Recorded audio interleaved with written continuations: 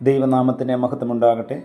Streams of ലൈഫിൻ്റെ ഇന്നത്തെ പ്രഭാത ചിന്തയിലെ നമ്മുടെ ഒന്നിച്ചുള്ള ചിന്തയ്ക്കായി ലഭിച്ചിരിക്കുന്ന വേദഭാഗം അപ്പോസ്തലനായ വിശുദ്ധ പൗലോസ് കൊരിന്ത്യർക്ക് എഴുതിയ 2 ലേഖനം 9 അധ്യായം 7 വാക്യം. അവനവൻ ഹൃദയത്തിൽ നിശ്ചയിച്ചതുപോലെ കൊടുക്കട്ടെ, സങ്കടത്തോടെ അരുത്, നിർബന്ധത്താലും അരുത്, സന്തോഷത്തോടെ കൊടുക്കുന്നവനെ ദൈവം സ്നേഹിക്കുന്നു. ഇംഗ്ലണ്ടിലെ ഒരു പള്ളിയിൽ സുവിശേഷ വേലയ്ക്കായി ഒരു പട്ടാളക്കാരൻ ഒരു കൗതുക വിൽപ്പന ക്രമീകരിച്ചു. എല്ലാ കാര്യാദികളിലും വികാരി പ്രത്യേകമായി ശ്രദ്ധിച്ചു. സഭയിലെ ബാലസംഘം ഉൾപ്പെടെ എല്ലാ കൂട്ടായ്മകളും ഔദാര്യപൂർവ്വം സഹകരണം നൽകി. പാരിഷ് ഹാളിലും പരിസരങ്ങളിലുമായി പ്രത്യേകം സ്റ്റാളുകൾ ക്രമീകരിച്ച് വിൽപ്പന നടത്തി. കൗതുക വിൽപ്പന ദിവസം മധ്യാഹ്നം വരെ അത്യധ്വാനം ചെയ്തതിനു ശേഷം അല്പസമയം അച്ഛൻ വിശ്രമിച്ചു.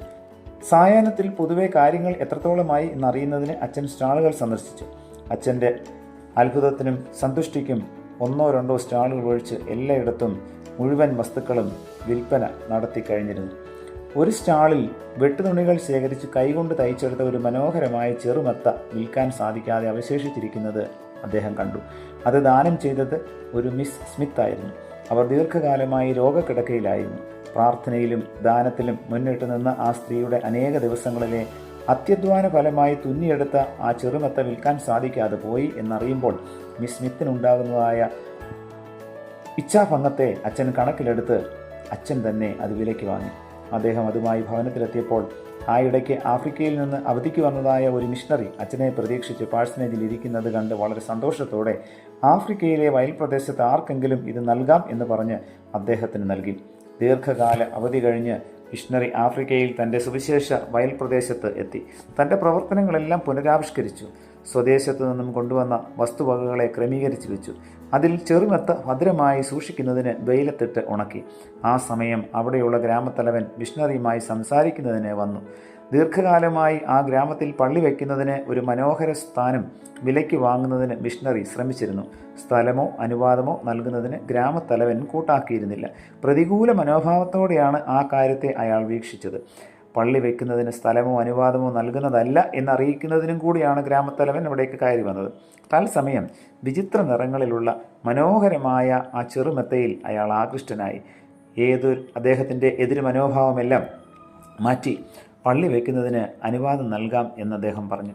സ്ഥലത്തിന് നൽകുന്ന വിലയിൽ ആ ചെറുമെത്ത കൂടെ ഉൾപ്പെടുത്താമെങ്കിൽ സ്ഥലവും നൽകാം എന്ന് മിഷണറി അറിയിച്ചു.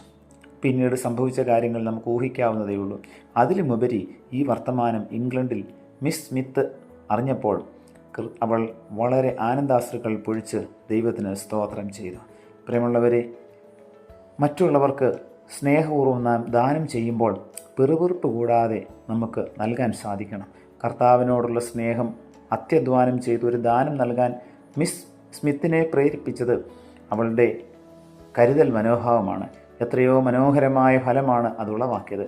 പ്രയത്നം ചെയ്ത് പ്രാപ്തിയില്ലാത്തവരെ സഹായിക്കുന്നതിന് ആഹ്വാനം നൽകിക്കൊണ്ട് വാങ്ങുന്നതിനേക്കാൾ കൊടുക്കുന്നതിന് ഭാഗ്യം എന്ന് കർത്താവ് പറഞ്ഞ ഭാഗ്യവചനം വിശുദ്ധ പൗലോസ് അനുസ്മരിപ്പിക്കുന്നു. കഴിവുപോലെ സുവിശേഷ വേലയ്ക്കും എളിയവരുടെ പ്രയോജനത്തിനുമായി നമുക്ക് നൽകാം.